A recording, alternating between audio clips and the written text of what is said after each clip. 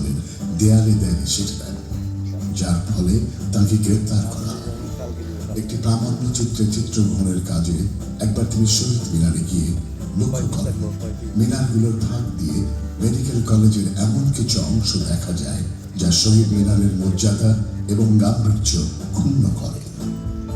তখন তিনি পরিকল্পনা করেন মিনারগুলোর পেছনে একটি লাল সূর্যের প্রতিরূপ স্থাপনের। ফেব্রুয়ারি আসলেই আমাদের শহীদ মিনারে জ্বলে ওঠে রক্ত লাল সূর্য।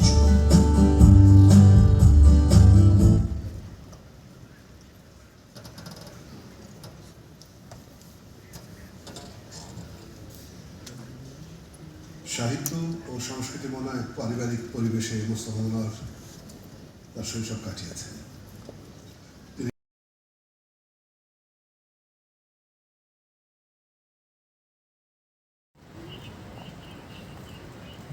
আপনারা যেমনটি শুনেছেন, রবীন্দ্রনাথকে তিনি ভীষণ পছন্দ করতেন, ধারণ করতেন, কাজ করতেন তাই নিয়ে। তো একসময় বলতে যে হঠাৎ করে গল্প চলে যে সৃষ্টিকর্তাকে খুব একচোখা মনে হয়, খুব স্বার্থপর। আমি জিজ্ঞেস করলাম কেন? বলুন যে পৃথিবীর যত প্রতিভা আছে সব রবীন্দ্রনাথকে দিয়ে দিয়েছে। আমাদের যদি একটু কান্না করি ছেলে পড়াতে তাহলে ভালো হতো। এই কথা শুনে আমার মনে হয়েছিল যদি উনি এই কথা বলেন তাহলে আমরা কি? আমরা কিছুই না। এক কথার মধ্যে তাকে এইভাবে ধরা যায় যে শিল্পী মোস্তফা মনোয়ার। শিল্পের এমন কোনো জায়গা নেই যা যেখানে তার বিচরণ নেই।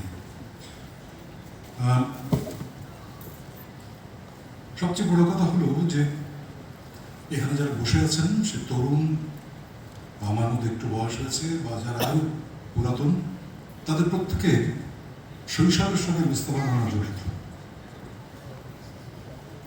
ওনার প্রমাণের পরে যখন আজকে সোশ্যাল মিডিয়াতে বিভিন্ন লোকজন বিভিন্ন বিষয় লিখেছেন, সেখানে কিন্তু মনের কথা এবং তার পাপেটগুলোর কথা বলেছেন, তাদের শৈশবকে যে তিনি রাঙিয়ে দিয়েছেন সেইটা লিখেছেন। এবং আমরা শুরুতে আমাদের কৈশোরোত্তীর্ণ সময়ে যখন তার নাম শুনেছি তখন নতুন মাত্রা, বিশেষ করে বাচ্চাদের অনুষ্ঠানের, সেটা আমার মুগ্ধ হয়ে দেখতাম। আজকে নিমাজ আবৃত্তি করলো, আমার মনে আছে যে আমরা টেলিভিশনের শুরুর দিকে বাচ্চাদের অনুষ্ঠান দেখার জন্য বসে থাকতাম। সেখানে পেন্টিং হচ্ছে, গান হচ্ছে, নাচ হচ্ছে, কবিতা। যখন স্কুল অফ ড্রামা থেকে পাশ করে এখানে আসি, তার সঙ্গে আমি ঘনিষ্ঠ হলাম। যদি নিপা বলছিলেন যে পারফর্মিং আর্টস একাডেমিতে নাচ, বিশেষ করে রাষ্ট্রীয় অনুষ্ঠানের নাচ। এখন বলতে আসবেন জনাব হাবিবুল আলম বীর প্রতীক।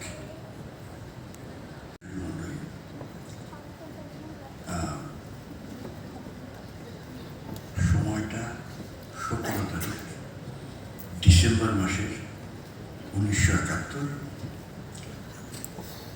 বেলা 4:30। এখানটায় তখনও ঢাকায় ডিআইটি ভবনে, এখন যেটা রাজুক, তখন ওটা পিটিভি ছিল, ডিটিভি ছিল। যিনি দায়িত্বে ছিলেন, আমরা যখন গেছি ওখানটায়, তখন ওখানটায় এজাজ আহমদ সাহেব, সিএসপি অফিসার, ডাইরেক্টর তখনকার সেই সময়। আমি ফতে আলী যাই প্রথমে ওনার সঙ্গে কথা বলতে, এবং এরপরে মেজর হায়দার, শাহাদাত চৌধুরী আসেন।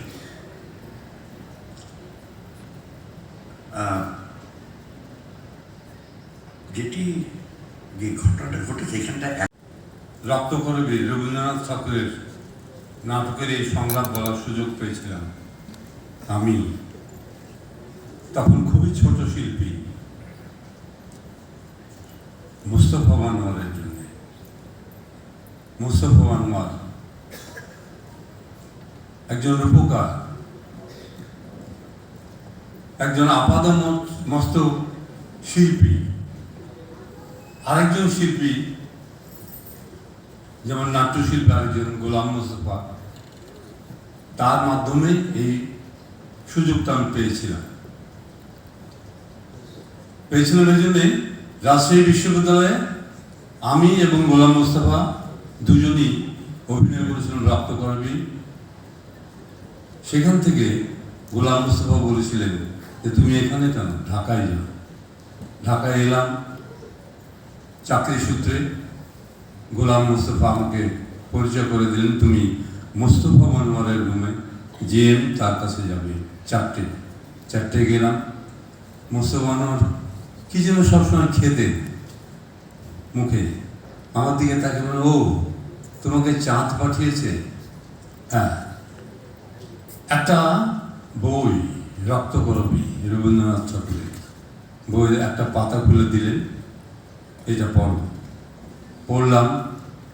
আমার কণ্ঠটা তখন খুব ভালো ছিল, আর আমি তো শুকিয়ে লিক করা লোক। চিবোতে তিনি বললেন, হ্যাঁ হবে। কি যেন মুখের মধ্যে একটা হাসি সবসময় তার ছিল, হবে। তার মানে ঠাকুরের কথাগুলো উচ্চারণ করতে হয়। শিখেছিলাম আরো কিছু। মধ্যে এত বড় সেট চিন্তা করা যায় না। একটু আগে দেখা গেল সিঁড়ি, কিন্তু আরেকটা সুন্দর একটা গুহা ছিল।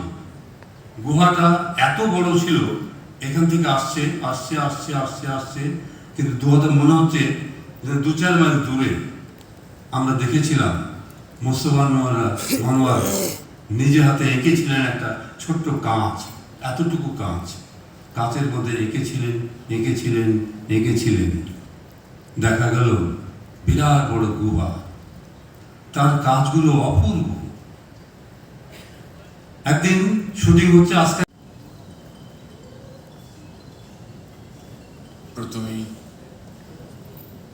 আমার শিক্ষক, আমার গুরু এবং আর্টে যা কিছু শেখায় দুজন মানুষদের কাছ থেকে, একজন জয়নুল আবেদিন আর একজন মোস্তফা মনোয়ার। টেলিভিশনে যা কিছু শিখছি, যত কিছু সেট নির্মাণ, সেট করা, সমস্ত কিছু আমাকে শিক্ষা দিয়েছিলেন আমার গুরু মোস্তফা মনোয়ার। আমি মাঝে মাঝে অভিনয়ের পাশাপাশি তার সঙ্গে সারাক্ষণ থাকতাম, এবং আমরা তিনজনই, আমি, হায়দার রিজভী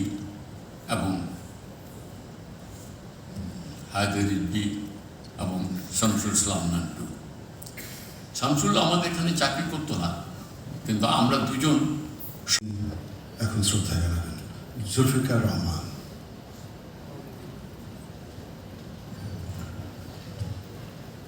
মোস্তফা মনোয়ার আপনাদের অনেকের কাছে মন্টু মামা, কিন্তু আমাদের কাছে আমাদের মন্টু মামা। এখন এই মন্টু মামার ব্যাপারে যদি আমি বলতে চাই, আমি তো ধরেন 70 বছর ধরে আমার মনে আছে ওনার কথা, কিন্তু উনি তো আমার নিজের মামা। কিন্তু আমি যদি বলতে চাই তা সারা রাত রাখতে হবে আপনাদেরকে, সেই জন্য বেশি কথা বলবো না। শুধু এটুকুই বলবো যে আপনাদের ওনার প্রতিভা, ওনার কার্যকলাপ, ওনার ফিলসফি, এগুলো মানে আর্টিস্টিক ফিলসফি, এগুলি সব অনেকে বলে গেছেন, তো এগুলির মধ্যে যাবো না। আমি কিছু নিজে আমাদের ফ্যামিলিগত কিছু অ্যানেকডোটাল কথা বলবো।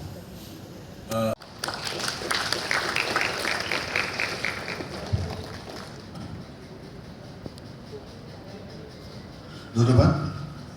এখন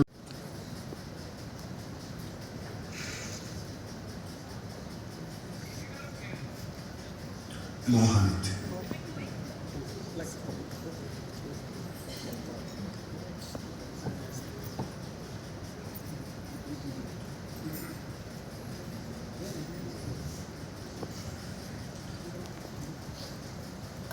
মোস্তফা মনোয়ার স্যার আসলে চাকরির সূত্রে আমাদের স্যার, কিন্তু আমরা ডাক্তার মন্টু ভাই।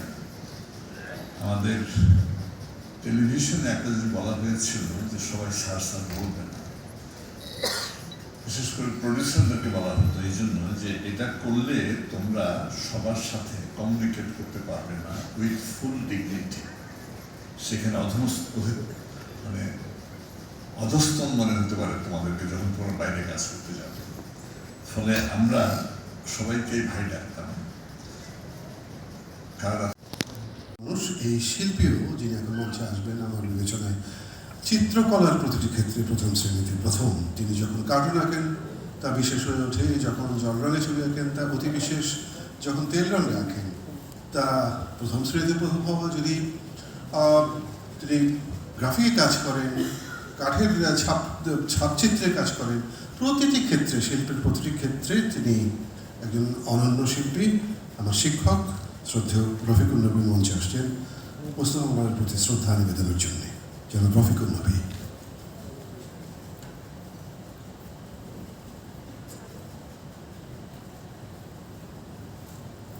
সবাইকে শুভেচ্ছা, স্যারকে শ্রদ্ধা।